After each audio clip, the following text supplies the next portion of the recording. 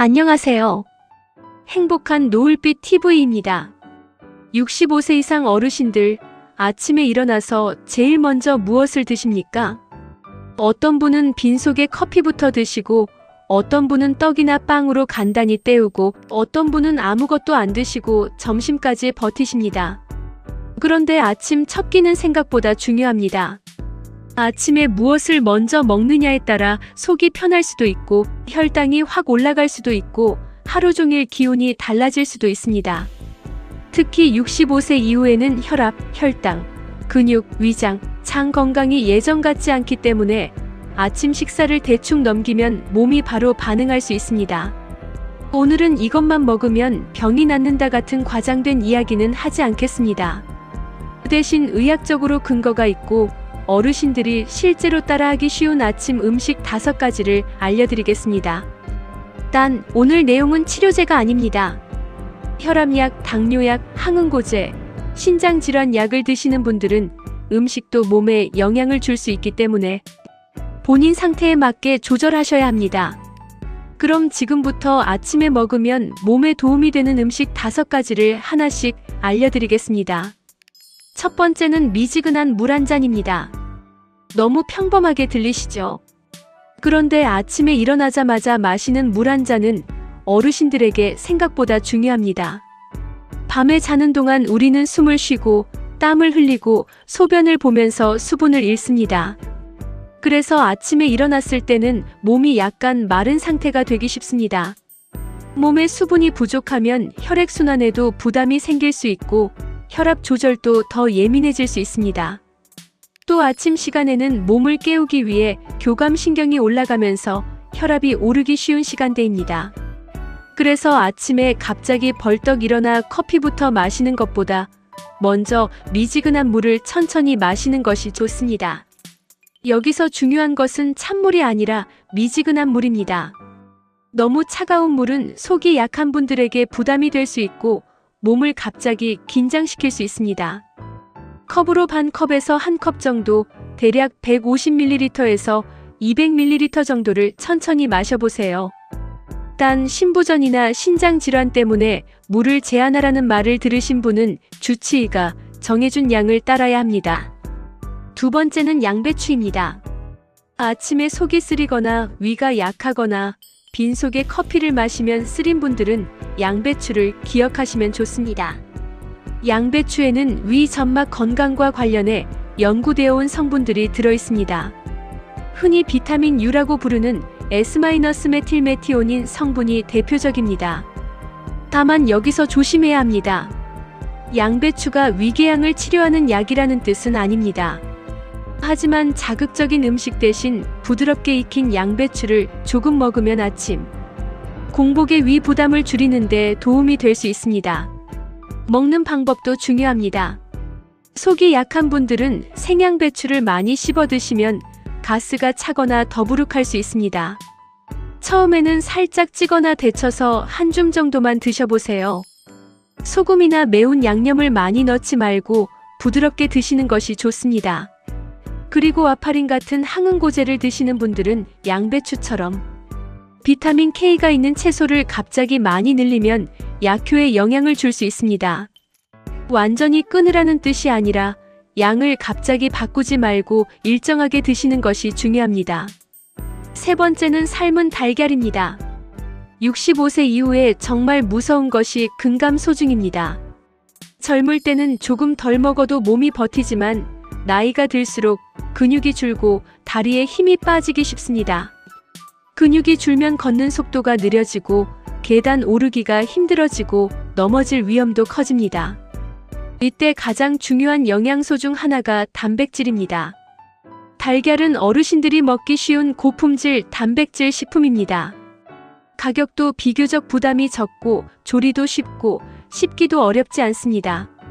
특히 아침을 떡, 빵, 과자, 고구마처럼 탄수화물 위주로만 드시면 혈당이 빠르게 오를 수 있습니다.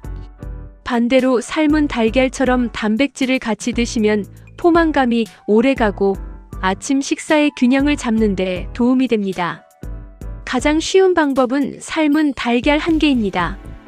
여기에 양배추나 토마토 같은 채소를 곁들이면 훨씬 좋습니다.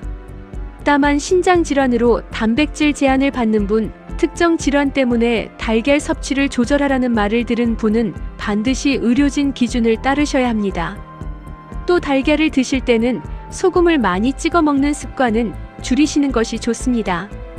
네 번째는 익힌 토마토입니다. 토마토는 그냥 먹어도 좋지만 어르신 아침 식사에서는 살짝 익혀서 먹는 방법을 추천드립니다. 토마토의 붉은색 성분인 라이코펜은 항산화 성분으로 잘 알려져 있습니다. 라이코펜은 지용성 성분이라서 기름과 함께 먹을 때 흡수가 더 잘 되는 것으로 알려져 있습니다. 그래서 토마토를 살짝 익히고 올리브유를 조금 곁들이면 더 좋습니다. 복잡하게 요리할 필요 없습니다. 작은 토마토 몇 개를 팬에 살짝 익히거나 큰 토마토를 썰어서 살짝 데우고 올리브유를 몇 방울만 넣어도 됩니다. 이렇게 하면 아침에 부담스럽지 않고 채소를 쉽게 먹을 수 있습니다.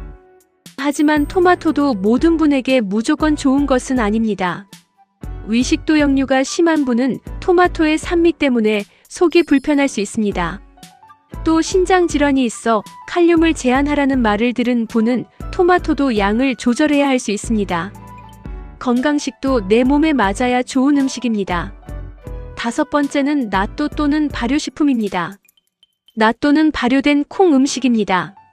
나또 속에는 나토키나제라는 효소가 들어있어 혈액 흐름과 관련해 연구가 많이 되어 있습니다.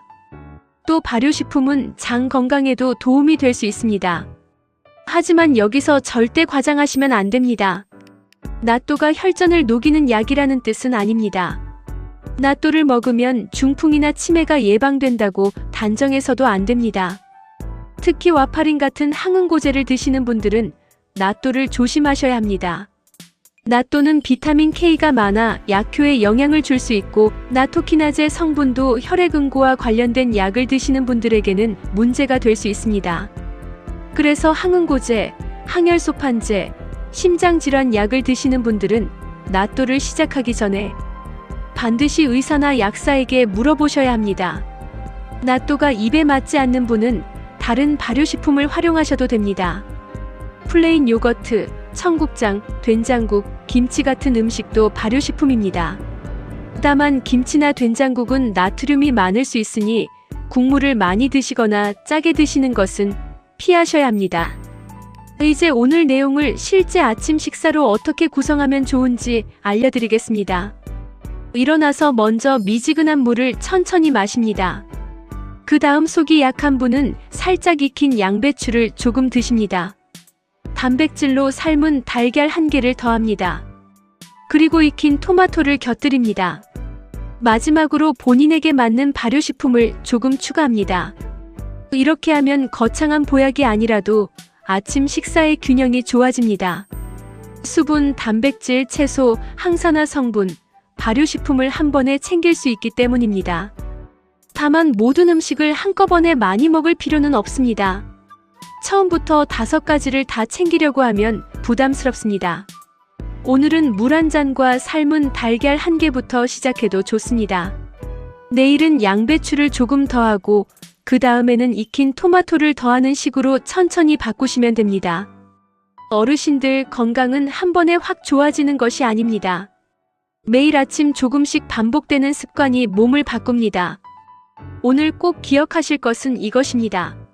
아침 첫 잔은 미지근한 물, 속이 약하면 양배추, 근육을 위해 삶은 달걀, 혈관 건강을 위해 익힌 토마토, 장 건강을 위해 발효식품, 그리고 약을 드시는 분은 음식도 약처럼 조심해서 확인하기. 이 6가지입니다. 오늘 영상이 도움되셨다면 부모님이나 60대 이상 가족분들께 꼭 보내주세요. 특히 아침을 커피와 빵으로만 드시는 분, 혈압과 혈당이 걱정되는 분, 근육이 줄어걷는 힘이 약해진 분께 꼭 알려드리면 좋습니다. 이 영상 하나가 가족의 아침 식탁을 바꾸는 계기가 될 수 있습니다. 지금 카카오톡 가족 단톡방에 꼭 공유해주세요.